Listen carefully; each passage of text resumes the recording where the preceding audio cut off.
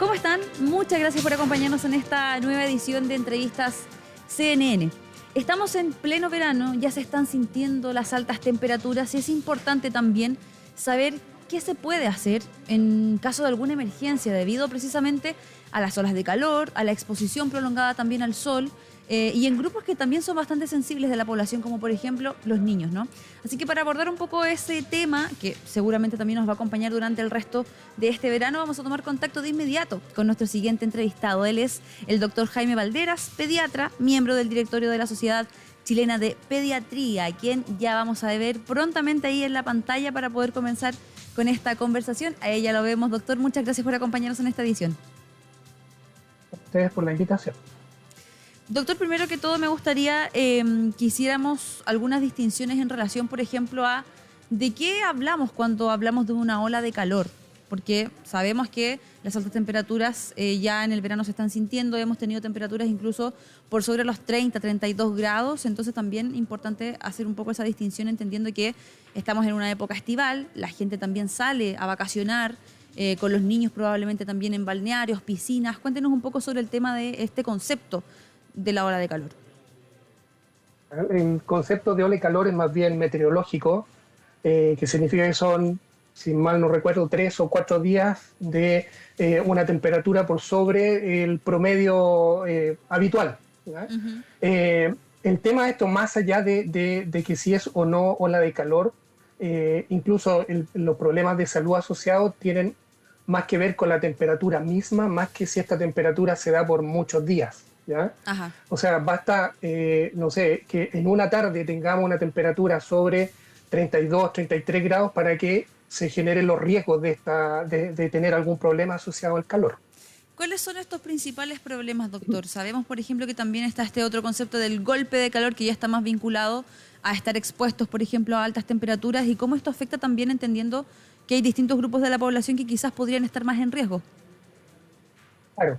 El tema, esto es un espectro que decimos nosotros, digamos los médicos, que son las enfermedades asociadas al calor, que van desde cuadros muy leves, que pueden ir desde calambres, por ejemplo, que probablemente todos hemos tenido en periodo de verano, por ejemplo, o pequeños episodios de compromiso de conciencia, que son muy cortos, que es como lo clásico que aparece, por ejemplo, cuando personas que están dentro de una habitación cerrada, con mucha gente, mucho calor, alguien se podría como desmayar, digámoslo así.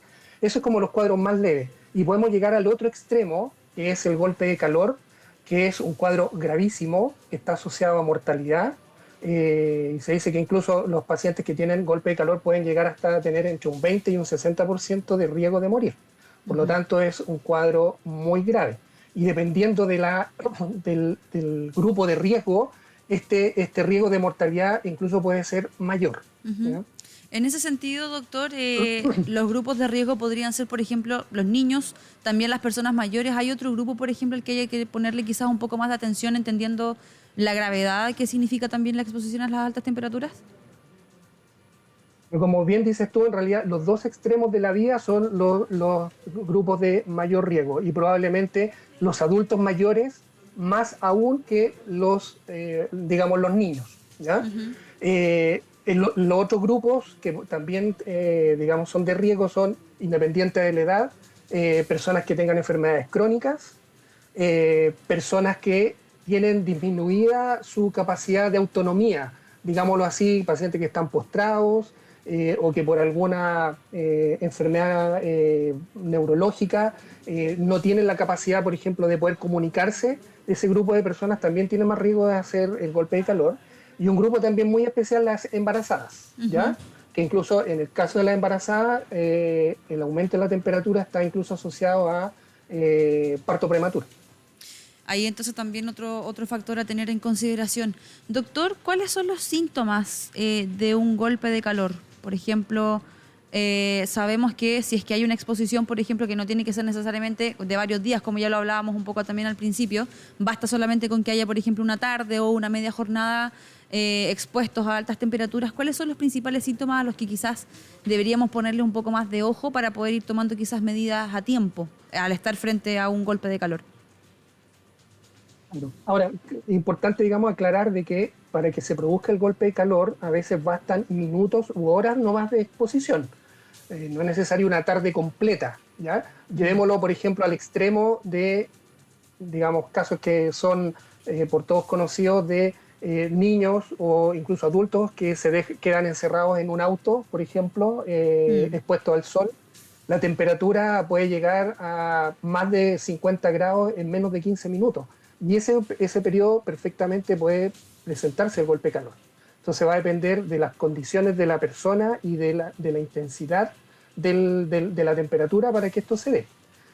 Ahora, esto no es, porque el nombre da como la sensación de que esto fuera algo muy agudo, así como dice golpe, como que si fuera algo muy agudo, pero en general eh, la presentación va desde que la persona se empieza a sentir mal, puede tener compromiso de conciencia, hasta que hace el cuadro completo, que es el compromiso de conciencia, ya digamos, con pérdida de conciencia. Y habitualmente, si uno va a atender a esta persona, la toca, habitualmente va a tener la piel muy caliente y seca, ¿ya? Ujú. Eso de los, digamos, como de los ejes.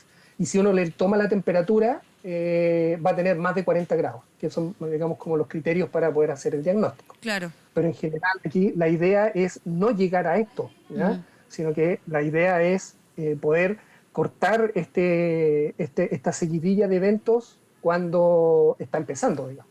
Y de hecho, la mejor manera de tratarlo es prevenirlo. Claro. Doctor, antes de hablar de la prevención específica de este tipo de sucesos, ¿qué hay de cierto en lo que se ha comentado también abiertamente en el último tiempo en las redes sociales, por ejemplo, de una persona que está expuesta a un golpe de calor, el tema de darle agua? ¿Es recomendable o no? ¿Se debe quizás, cuál quizás podría ser la primera medida que deberíamos tomar si ya estamos en presencia de una persona que tiene o que está enfrentando un golpe de calor? La primera, digamos, y probablemente la que tiene más efecto es sacarlo de ese ambiente, Ujú. ¿ya? O sea, sacarlo de ese ambiente de calor, colocarlo en un lugar que esté más fresco, de tal manera de que empiece a bajar la temperatura, porque esa es la manera de frenar todo este proceso, ¿ya? Ujú. La segunda medida es, sí, dar líquidos frescos, pero teniendo súper claro, y esto es no solo para el golpe de calor, sino que para cualquier otra cuadro clínico, que si hay compromiso de conciencia, es decir, la persona no logra despertarse, no es recomendable dar líquidos, Ujú. ¿ya? Si la persona está bien despierta, está consciente, sí se le pueden dar líquidos. Ujú. De pequeña cantidad, ir en forma frecuente. Y esto obviamente tiene que ir de la mano que yo no voy a quedarme con esta persona ahí, sino que estas medidas las voy a ir haciendo mientras lo traslado a un servicio de urgencia. Claro, para ahí tomar ya todas las medidas más correspondientes en un servicio de urgencia. Doctor, ahora sí, parte de las recomendaciones o qué medidas podemos tomar para, por ejemplo, disfrutar de todas maneras de la temporada de verano. Sabemos, ya lo hablábamos también al principio de esta conversación, los niños salen de vacaciones, las familias también suelen ahí también hacer panoramas en torno a piscinas, en torno a la playa también, y en el fondo ya entendemos que no tener una exposición prolongada ya podría ser un factor de prevención. ¿Cuáles otros también usted mencionaría para que las personas tuvieran en consideración?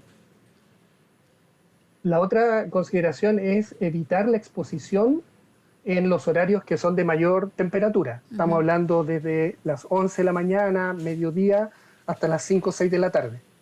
O sea, en ese periodo de tiempo es mejor estar en un lugar, no estar expuesto a altas temperaturas, menos a sol directo, digamos, y en ese periodo hacer actividad física más moderada o muy moderada. Por ejemplo, en los niños ofrecer juegos tipo de salón, juegos de mesa, de tal manera evitar la actividad física, porque eso también hace aumentar la temperatura, ¿ya? Ujú. El otro gran, que tiene impacto en la prevención es mantener una buena hidratación, Ajá. ¿ya? Eso significa estar constantemente tomando líquido, independiente que tengamos sed o no, Ujú. ¿ya? En estas altas temperaturas, yo aunque no tenga sed, tengo que estar consumiendo agua, Ujú. ¿ya? El mecanismo de sed implica de que ya necesito agua, Claro. ¿ya? Es el alarma que me da mi cuerpo, es decir, que ya necesito líquido. Por lo tanto, es evitar llegar a ese punto. Entonces, una buena cantidad de agua. Y basta agua de la llave no es necesario ningún líquido especial. De hecho, es recomendable no utilizar líquidos azucarados, o sea, evitar jugos, bebidas, evitar todos los líquidos que tengan cafeína, por ejemplo, mucho cuidado con las bebidas energéticas, no están indicadas para prevenir y menos para tratar en el caso de algunos de estos cuadros. Mantener un ambiente menos caluroso, o sea, tratar de mantener una buena, abrir ventanas, claro, puertas, de tal manera que haya ventilación adecuada, de tal manera de que la temperatura no suba a niveles cuando uno tiene todo cerrado, digamos. Y especialmente en los niños más chicos, estamos hablando menores de 1 año, que son los niños que no se comunican, por lo tanto ellos de alguna manera, si están en estos ambientes, no tienen cómo hacerlo notar, digamos. Exacto. Salvo de que probablemente van a ponerse más irritables, lloroncitos, van a estar incómodos. Inquietos. Sobre todo inquietos, claro, van a estar incómodos, entonces, sobre todo en este grupo de la población y pacientes que están postrados, preocuparse mucho de la temperatura ambiental y de la hidratación. Claro, ideal también ahí, por ejemplo, en el mismo caso que hablábamos sobre la ingesta de agua, en el caso de los niños también, que quizás la van a pedir cuando sientan sed, ¿no? Quizás ahí también los adultos ir propiciando el consumo de agua, estar un poco más pendientes de que si se sale, tener ahí a mano una botella de agua, lo mismo también con las personas mayores, que como lo conversábamos acá con el doctor, son los grupos de más riesgo al momento de exponerse a las altas temperaturas. Doctor Jaime Valderas, pediatra, miembro del directorio de la Sociedad Chilena de Pediatría, le agradecemos este contacto y también esta información de mucha utilidad para estos días que ya nos están afectando bastante con las altas temperaturas y para el resto del verano. Que esté muy bien. Gracias a ustedes por la oportunidad. Ahí es importante entonces tomar nota de las cosas que debemos hacer, de cómo nos debemos preparar también para que estas salidas o disfrutar del verano en el fondo sea un espacio de diversión, sea un grato momento y evitar por ciertos riesgos asociados a la exposición prolongada a las altas temperaturas. Dejamos hasta acá esta edición de Entrevistas CNN. Yo me despido, pero los dejo invitados como siempre que se mantengan en la sintonía de CNN Chile a través de la pantalla y a través de todas nuestras plataformas. Que estén muy bien.